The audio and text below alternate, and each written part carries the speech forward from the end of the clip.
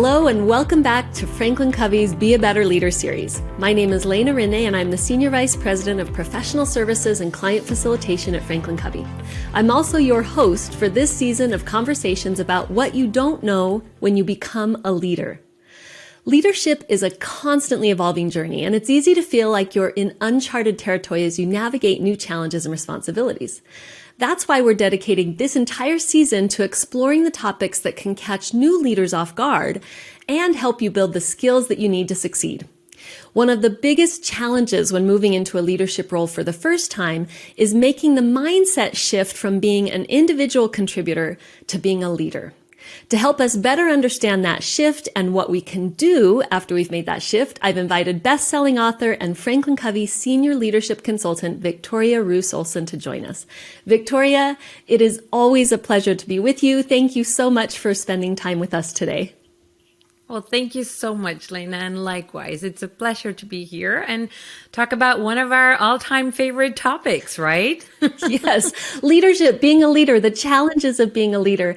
Let's dive right in. You have leadership experience and you've also worked with untold numbers of leaders yourself. Can you help us by defining, what is this leadership mindset that we're referring to and how does it differ from that of an individual contributor? Sure. And really simply, before you become a leader, when you look at your career and your success to date, it's really about that individual contributor, what it is that you achieve, that what you make happen. Now, the moment you become a leader, it's not about you anymore. It is about how do you help your team to become successful. And that's it. Really, it's changing that, and it sounds so easy. You're like, that's it. That's it. If only it were that easy to make the shift, because it is. I mean, even though it's not about us, the purpose of a leader is to get work done through other people. But when you become a leader, it almost feels like the ego is that much more relevant in a way, doesn't it?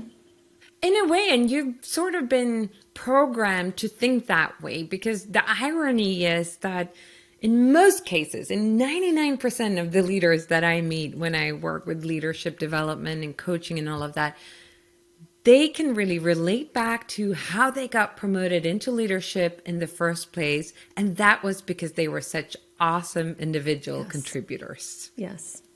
Right? Yes. So what brought us into leadership, and I mean, think about it for yourself. When you got your first role I certainly can relate it to my own leadership career. It's probably because we did something really well when we were an individual contributor.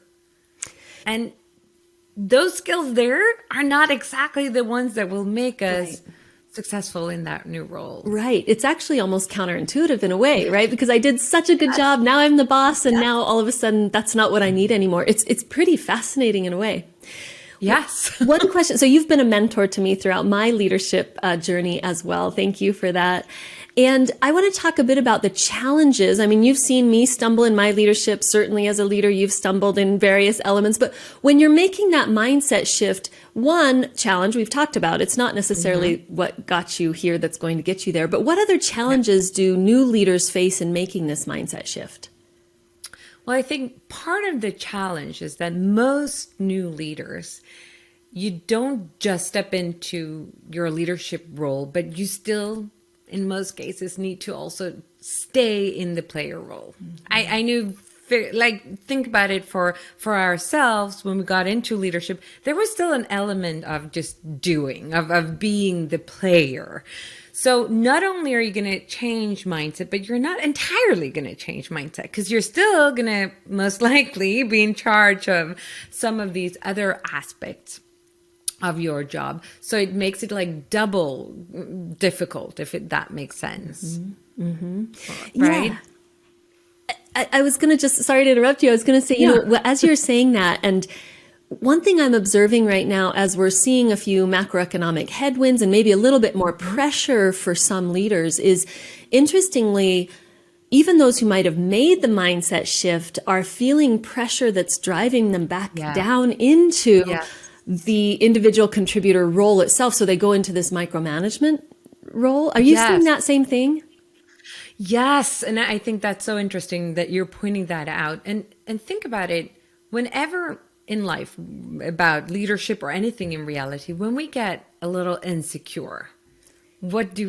We want to fall back into the safe area, right? It's like whether on the sport field or in the family area or at work or in our leadership role. So we're here potentially as a new leader and we're struggling a little bit and it's quite insecure what's really going on. Then it's so easy to lean back to what we know really well. Yes. Yeah. And oftentimes, especially if we were part of the team and now we're in charge of the team, what I know is the job of the team. Exactly. And I actually do have a very personal experience, and this happened to me. This is almost 10 years ago. And I had moved back to an individual contributor role because I really wanted to learn around the world of sales and commercial where I didn't have that much experience.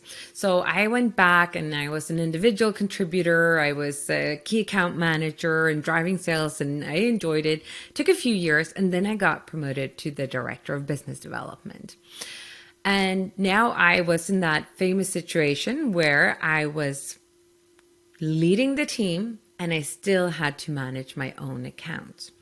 And as we know, they're both two time consuming, energy driving jobs, right? But here I was.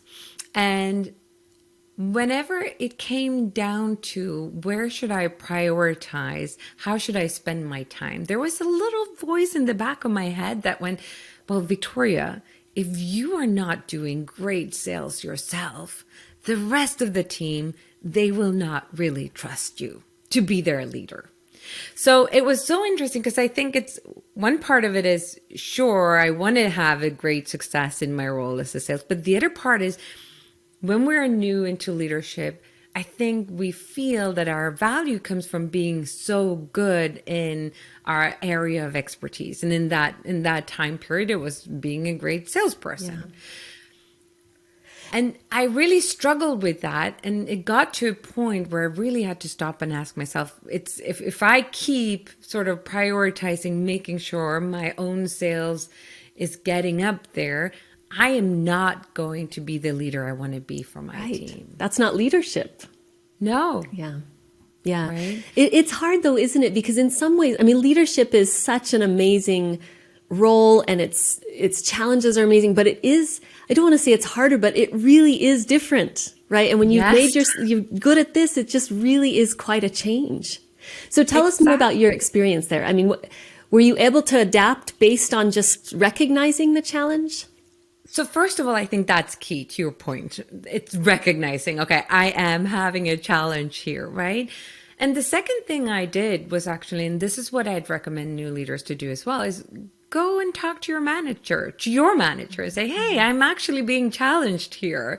And really say, how should I spend my time? How do I prioritize my resources here? And we just had a great, frank conversation around that. And both agreed that, no, let's put that, and it's okay. I don't need to be on top of that scoreboard. I'm still making value and adding value to the team by being a leader, right? Yeah. And that was my main focus. Yeah. So really it was that shift of mindset and feeling also that I had the backup to say, like, and of course my manager all along thought this was a great idea, right? But just to hear them say it gave me back a little bit of that confidence. Yes, confidence and some permission, because again, like you said, these are both very full-time things and we're trying to balance both. So some permission to say, okay, I'm going to relax a little here to push harder as a leader. Yeah, and ask yourself, what is the most important thing? And we actually have a statistic here at FranklinCovey that says, as an individual contributor, 80% of your success is based on your technical skills. So you might be a great salesperson or project manager, whatever it is that you're doing. Once you become a leader, 80% of your success stems from your people skills. Amazing. Such a good data point, right? Because if the purpose of leadership is to get work done through other people, then it's all about that connection and the skills of relationships and how you engage with people. All of a sudden, it's not the technical skills at all, but the people skills that really become critical. Such an interesting data point. Right. And I think some of us probably need to lean back into that and go like, all right, that's okay. And it's not about me being the best on the field or, it's just really, how can I help everyone around me to be the best they can be? Yeah. Leadership can really be humbling in that way. It needs the constant reminder, having been a leader for many years, just remembering that, no, my job isn't to do the work, it's to get the work done through others. Yeah, exactly. What would be your best advice, Leena? What would you say? Well, so I'd love to talk a little bit about some of the action we can take. So you mentioned talking to your own leader. If you're a new leader, setting those clear expectations, I thought that was really insightful and a really helpful kind of takeaway from this podcast is go talk to your leader about this challenge and the balance and where you spend time. What other action items are coming to mind for you that we could actually take and do from this podcast? Yeah. So something I always recommend new leaders to do once they get into their role is they have a unique sort of space of time, a little bit of opportunity to be just new, right? And no one is really expecting that many amazing things. And so I always say, invite your team members for an individual one-on-one meeting and really have that proper check-in and ask them. So what is it that they would like from you as their leader? And I say, if that's a hard question to ask, maybe say, what's been working well for you in the past? What have you appreciated with other leaders? And what is it that's not been working that well? So I'd say, get your team involved in this, like, how am I going to approach this?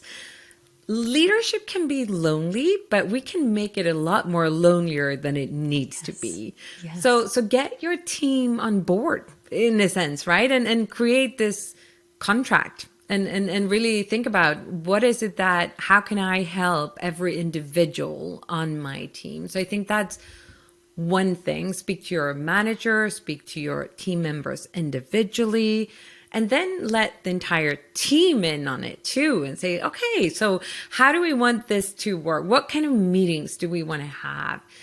We don't need to have all the answers. I mean, that's one of the biggest tricks of leadership anyway. It's start immediately there, right? And see what's working for everyone else. What is it that you can do to make a difference?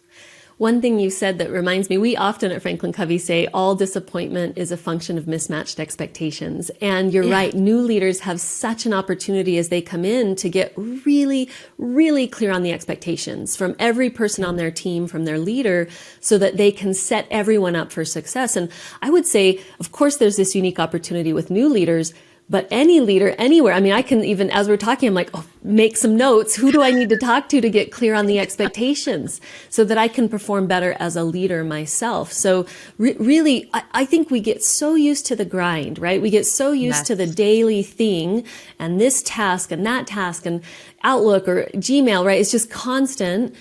But if we don't take time to move above that and say, okay, but what's the role of a leader? What's my role as a leader in delivering results? You just get buried in that stuff. And you're so spot on there. And that was actually going to be the next thing I wanted to share. Take in charge your time, your calendar, and how you use it. Be proactive about it. And I know we're FranklinCovey, we're fans of that, of course, and weekly planning and all. But really, before you went into leadership, you most likely put in, okay, these are the things that I'm going to do. But now go back to that percentage of, okay, 80% of my success will be based on my people skills. So what opportunities do I have to practice that? Do I set up myself for my one-on-ones? But what about check-ins and feedback? How do I use delegation, right? And really plan time to make sure that you give yourself the opportunity to perform these skills really and make them happen. Yeah.